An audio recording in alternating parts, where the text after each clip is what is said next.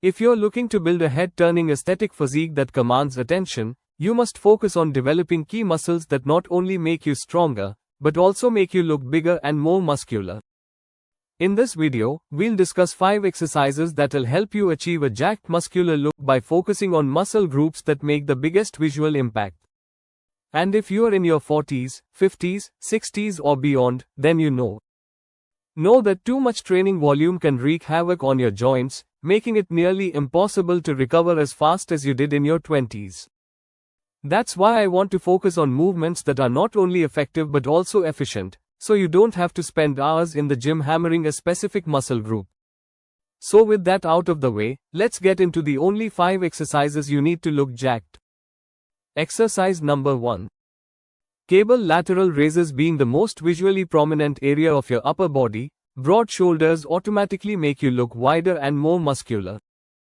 And while the shoulders as a whole play a major role in upper body width, it's the mid-delts that contribute the most to broader shoulders. Unfortunately, while the front and rear delts are heavily targeted through the pushing and pulling exercises you're already doing, the mid-delts get very little stimulus from compound lifts. That's why it's not only imperative that you train them directly, but that you train them in a way that gives you the biggest bang for your buck. And because the primary function of the mid-delts is horizontal abduction, it's no secret that they're best trained with some form of lateral raise. And while the traditional dumbbell lateral raise is a great exercise, it only challenges the mid-delts during the mid and short-end ranges. This study from Garner and Pandy regarding the length-tension relationship in the shoulder muscles, however, shows that the lateral delt is active throughout its entire range of motion. In other words, it's highly active in the lengthened position, which is completely ignored when utilizing dumbbells. That's why I recommend a cable lateral raise, as it challenges the mid-delts throughout the entire range of motion, keeping tension on the target muscle from start to finish. And if you want to make your mid-delt training even more effective, there are a few more things you must consider. First, hand position.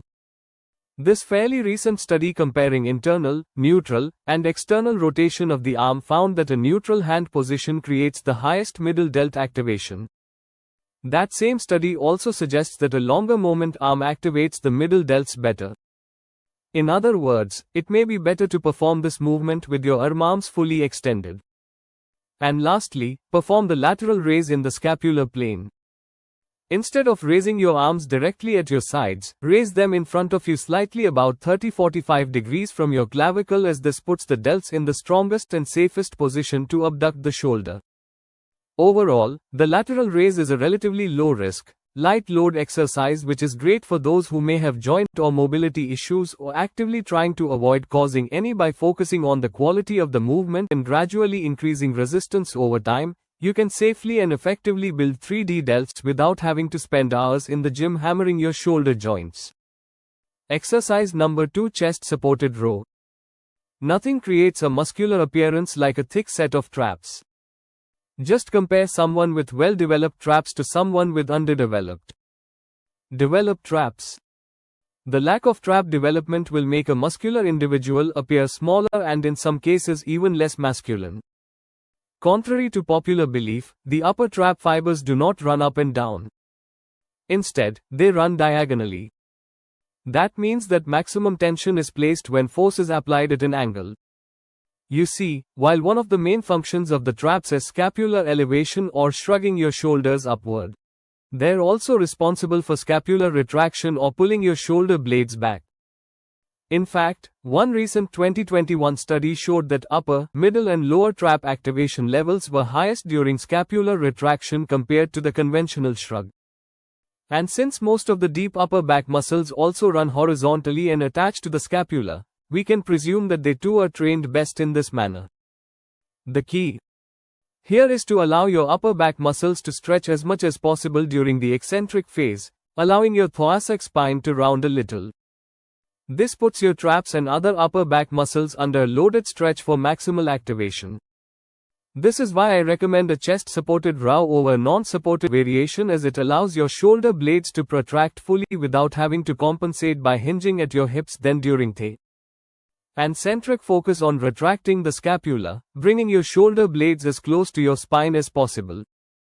The more protraction and retraction of the scapula we get during a round movement, the greater the range of motion, thus the more effective the exercise becomes. And since most of the upper back muscles attach at the scapula and work to stabilize it, it becomes even more important to train and strengthen them since they significantly influence shoulder health and stability. According to the study, published in the International Journal of Sports Physical Therapy, weakness of these stabilizers could result in abnormal stresses to the shoulder, increased possibility of rotator cuff compression, and decreased neuromuscular performance. Exercise number 3. Pull-ups or pull-downs. The lats are one of the largest, most visible muscles in the upper body. When well developed, the lats create a V shape that makes your upper body appear wider, giving you a more muscular appearance. And since their main function is horizontal adduction or bringing your arms down at your sides, it's no surprise that pull-ups or lat pull-downs are the best way to build them. One study published in the Journal of Strength and Conditioning. Research compared different grips on the lat pull-down, a V-bar with hands in a neutral position, an underhand pull-down similar to a chin, an overhand pull-down similar to a pull-up, and an overhand behind the back pull-down. They found that the pronated in front of the body variation led to the highest activation in the lats, and therefore when applied to a pull-up, which is essentially the same fundamental movement pattern, should be the same. When it comes to grip width, research seems to support the use of a medium grip over both a narrow or wider grip due to more activation on the eccentric portion of the X, and since all exercise variables remain the same in the study, including range of motion, hip angle, trunk movement, and more, it means that choosing the right hand position alone greatly influences the levels of muscle fiber recruitment. As far as choosing between the pull-up or pull-down, I recommend incorporating both. Personally, I performed pull-ups or weighted pull-ups during my strength-focused training days and lat pull-downs on days where I'm training in a higher representative range. That said, if you can't perform enough pull-ups to achieve an adequate amount of volume, check out our video titled How to Increase Your Pull-Up Strength Fast and learn how you can go from 0 pull-ups to 10 pull-ups in 30 days. Exercise number 4. Low incline dumbbell bench press. One article published in the Journal for Interventional Medicine and Applied Science found that training routines that include just the bench press or any variation of it seem to be adequate enough to stimulate overall chest development. Not only that, but research also suggests that the bench press 1 rep max is tightly correlated to pec size and strength, meaning the bigger your bench, the bigger your pecs, at least to a degree. And while the barbell bench press is often considered the king of upper body exercises, and for good reason, using dumbbells instead allows for a greater range of motion, resulting in greater muscle activation and growth. Not only that, but by using dumbbells you can vary the angle of your press and adjust your grip width, which can help to avoid impingement and reduce stress on the shoulders. This can lead to healthier, pain-free shoulders over the long term, which is important for maintaining an active lifestyle and continuing to make progress in the gym. Now, while the traditional flat dumbbell press is a great upper body builder, one study published in the International Journal of Environmental Research and Public Health, where they placed electrodes over the lower, middle, and upper chest, sought to answer the question of which bench press variation will give you the best bang for your buck. They found that at a 30-degree angle, activation of the anterior delts and upper fibers of the pecs was maximized for the lower and middle fibers. The traditional flat bench was best, and there was little to no difference in tricep stimulation across all angles. Looking at the graph, however, you can see that 15 degrees is not only great for hitting all fibers of the pec, it also elicits more activation of the deltoids. Most people will notice that they can do substantially more weight on a flat bench than a traditional incline of about 45 degrees. So this low incline variation gives you the best of both worlds. And not only is it easier to load than the traditional incline variation, but it also produces more active. In both the upper chest and delts and number 5 trap bar deadlifts, the trap bar deadlift is a great exercise for building lower body strength and size, targeting the quads, glutes and hamstrings for complete lower body development. But to maximize its benefits, we'll need two variations, one to hit the posterior and one to hit the anterior portion of the lower body, according to one study published in the Journal of Strength and Conditioning Research. The trap bar deadlift reduces horizontal displacement away from the body by an average of 75%, resulting in less lower back strain.